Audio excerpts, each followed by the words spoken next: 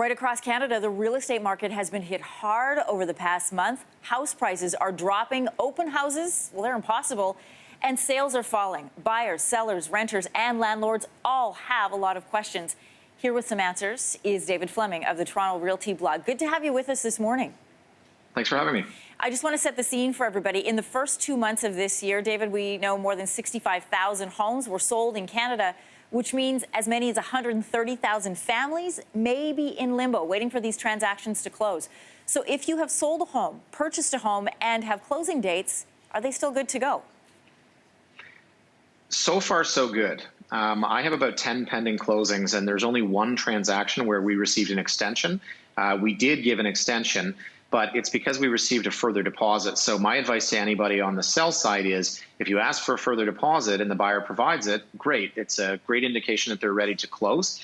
So to answer your question, what are these folks going to do? What should they do? I think you have to get out ahead of it. Don't be afraid to ask questions. And you see a lot of seller agents asking the buyer agent, are your folks prepared to close? Well, let's talk about one of the scenarios where they may not be. That is, if a buyer has now lost their job, can they pull out of the deal or maybe try to extend it? Legally, they cannot pull out of the deal just unilaterally on their own. So again, I think it's incumbent upon all parties to open the dialogue.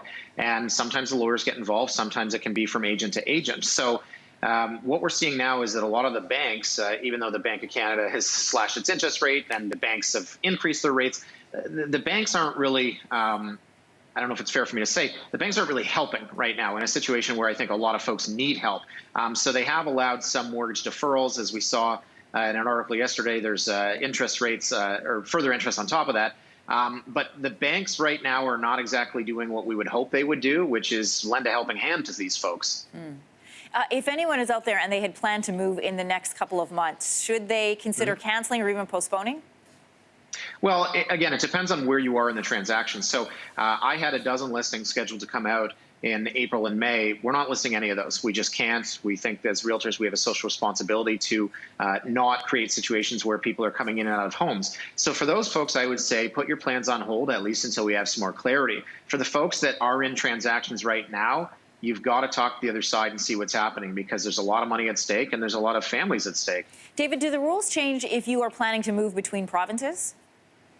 I wouldn't say the rules change, but I'd say the process changes. So remember, every province right now has its own set of rules, whether it's social distancing or whether it's, for example, the Ford government has put a moratorium on certain things and has made other businesses essential and non-essential. So from province to province, those things change. So if a mover is essential in one province and not in the other, I mean, you're probably not going to get stopped at the border, but it is something that you want to look into. David Fleming, I want to thank you for joining us with just some of our real estate questions as we continue on in our self-isolation. Thanks so much. Thanks for having me. Thanks for watching. If you like this, be sure to subscribe here. And you can check out more Your Morning videos right here.